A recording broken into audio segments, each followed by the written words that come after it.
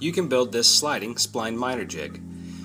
The materials you're going to need are a pencil, a tape measure, a nail gun or staple gun, whichever you have, a framing square, a square that has a 45-degree angle on it, some glue, and I'm using MDF. You could use plywood or whatever material that you have. To get started, we need to measure our fence. This will be individual per each fence, so measure your own fence. Mine is 2 3/4 inches tall by 2 inches wide. I need to make sure to add 3/4 of an inch to the 2 inches because the width of my wood is 3/4 of an inch. I'm going to take my MDF and I'm going to rip it to 12 inches. Everything I do will be off that 12-inch piece.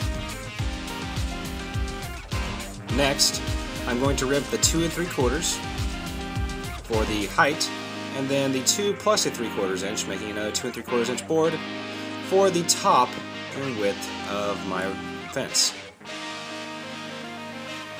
Once that's done, I will have ripped a piece that's approximately 9 inches by 12 inches. I need another piece, 5.5 inches by 12, and then 2 more pieces, both these 7.5 inches by 12 inches. And that will round out all of my pieces of wood. The next thing I'm doing is laying down this wax paper so I don't get glue on my saw. Putting the glue on the 2 3/4 inches pieces. Lay one on the back side of the fence. The second one will get laid on top of that one.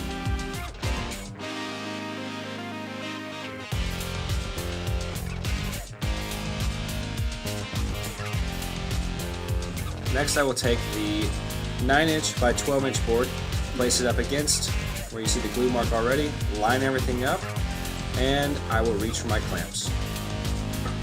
Place one clamp just to hold it light pressure against the fence. Once I have it clamped, then I'll go ahead and nail it, nailing the front side as well as that back side. Then I can draw my lines, setting my 45-degree angle up and putting the framing square against it. I can draw both lines to where I need to put the holder for the box.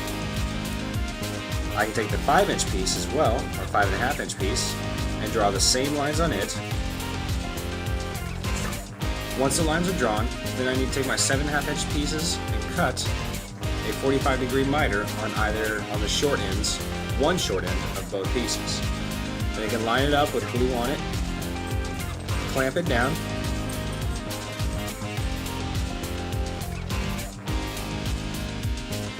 making sure that I have the bottom aligned as well as the line on my lines.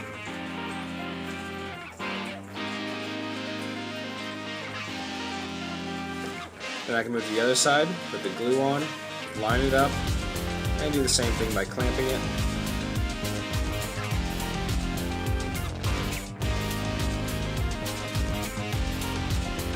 Degrees. Then take my small board that I have left, mark it for glue, put the glue on.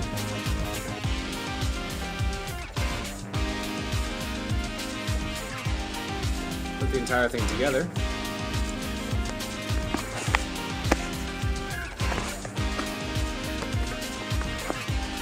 Put my clamps in place, and once the clamps are both in place to hold it tight, I can go ahead and I can tack on both the front and the back.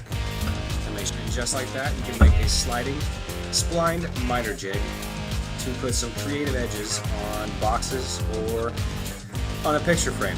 You can take Johnson paste wax and put on the bottom where it's going to touch table saw, and that'll make it slide nice and easy.